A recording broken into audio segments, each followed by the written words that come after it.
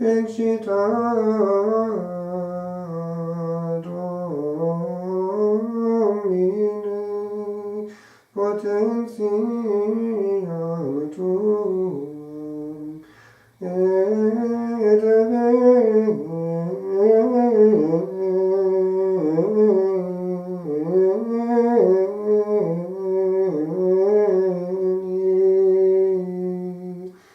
ut salvos facias nos.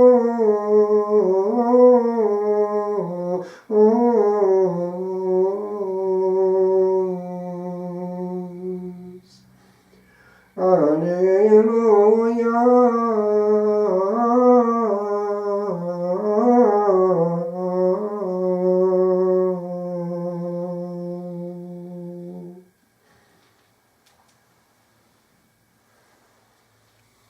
We have in the Gospel the warning that we can be protesting fidelity to the Lord's will, but in concrete terms not executing it.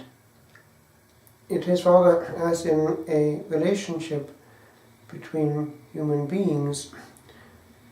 There is not much point in protesting with a strong formula like I love you, when in actual practice the will, which is the faculty of love, is not obeying the will of the one loved, because in so doing that other will is being offended and grieved.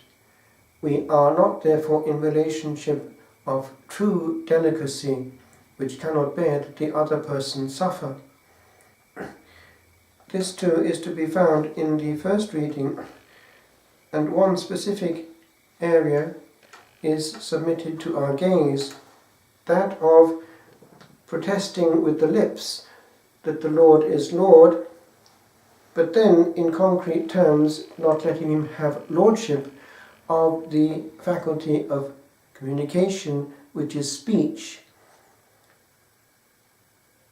As in the Gospel, the Lord does warn us, actually in the Sermon on the Mount, that it is not enough to say, Lord, Lord, and then not to execute his will. So here we have, in this reading from the prophet Zephaniah, the remark that the Lord wishes and will give clean lips. In Welsh, that has come into our hymnology, gwefus bir, a pure lip. That which the Lord wishes to see and give to his people. And this is something which one can look at here as we approach the moment of feasting the Incarnation, for we are feasting also the Word, the Logos. And the Word we have in our common parlance without realizing the power that we have, but it is all in some way a participation in the power of the Word. All that we do in the form of communication is a participation in the Trinitarian life.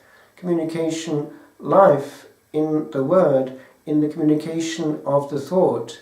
St. Augustine has a whole passage about the way in which the mind forms the thought, and then that thought is coming out in the form of the voice, vox, and then it comes into the other mind and is received as thought reproduced. So too, we communicate ourselves, rather as in the Blessed Trinity. The Logos is the self-understanding of the Eternal Father, and what is between them is personal, it is love, it is the Holy Spirit. So too, the expression of ourselves in words must be an expression of love, and not of offense. In one specific area, it applies also to our communication heard by God, but not addressed to him. that of, for instance, when we talk to each other, but use words to make a point which are offensive to the ears of our Creator and King, to whom we have already protested fidelity and love. But in fact, we are not giving him the lordship when it comes to, for instance, using bad words, or even worse, bringing him into the equation so as to make a point to each other, therefore on the horizontal, bringing in the vertical, bringing in the divine into the human in order to make a human point. Often, actually, if we look carefully at what is going on, because of peer pressure, men in particular want to be virile, and therefore in certain company they will use virile language, and therefore come down a notch. And therefore to go into certain company, e.g. to spend a long time in the average pub, is not the best way sometimes to ensure that our language is in continuation of our prayer. If we're not careful, a process of osmosis goes on, and God is offended by just a flatus vocis, a breath of sound.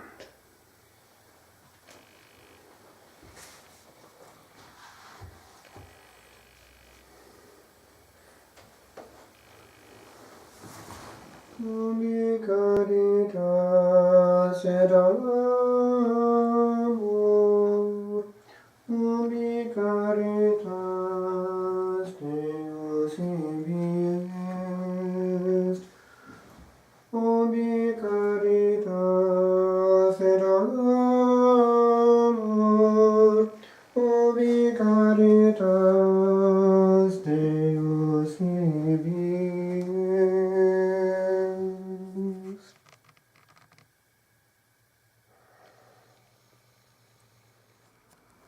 Swearing. Fair Mother,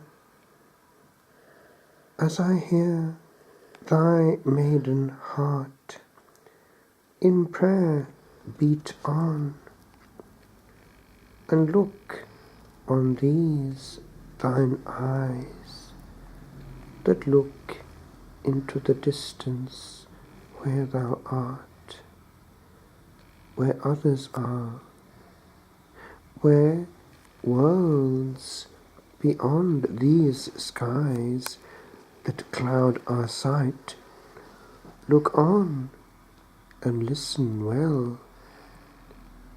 I can but lay my head on this thy breast, and love thee for a while, till mischief yell its fill of vomit grace from lips o'erblest.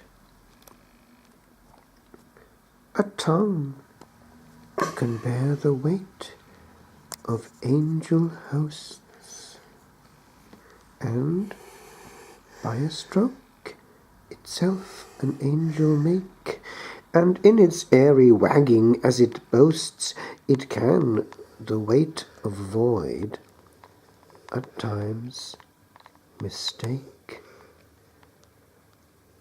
For but a vibrant column moves a while, yet it bears rays that turn marred aeons vile.